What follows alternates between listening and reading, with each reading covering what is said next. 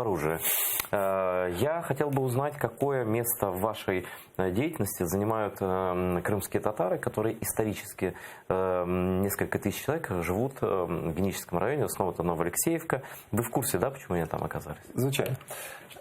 Я вам скажу, ще до призначення, офіційного призначення, я мав плідну зустріч з Мустафою Ага, з Рафатом Чубаровим, і я сказав про те, що кримські татари є невід'ємною частиною української родини і точно частиною родини Херсонської області.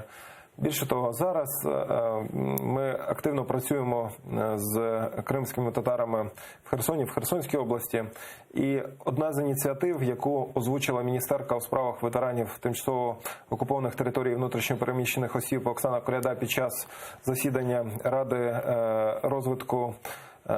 розвитку громад під головуванням президента, це те, що це моя ініціатива про будівництво сучасного містечка для внутрішньопереміщених осіб, в першу чергу з Криму, в Генічеському районі. І зараз ми цей проект вже маємо, ми його обговорюємо.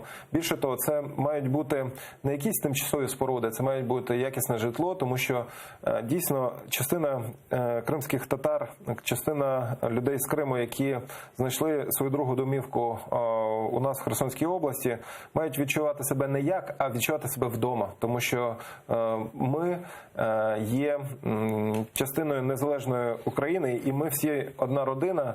Мені складно усвідомити, що відчували люди в 2014 році, втрачаючи свої домівки. Це стосується, безумовно, і Криму, і Донецька, і Луганська. А люди, которые, кстати, кажется, живут постоянно в Новоалексеевке и районе, да, Геническом, это же люди, которых в свое время выбрасывали из Крыма, не пускали в Крым в советские времена. И вот история повторяется. На жаль. Я знаю цю історію, це ж не лише Новоалексіївка, там ще кілька населених пунктів, і не лише Генічеського району. І в цьому сенсі наше завдання і моя задача як голови обласної державної адміністрації зробити все для того, щоб вони не просто не відчували себе якимись ущемленими, для того, щоб вони були повноцінною частиною нашої херсонської родини.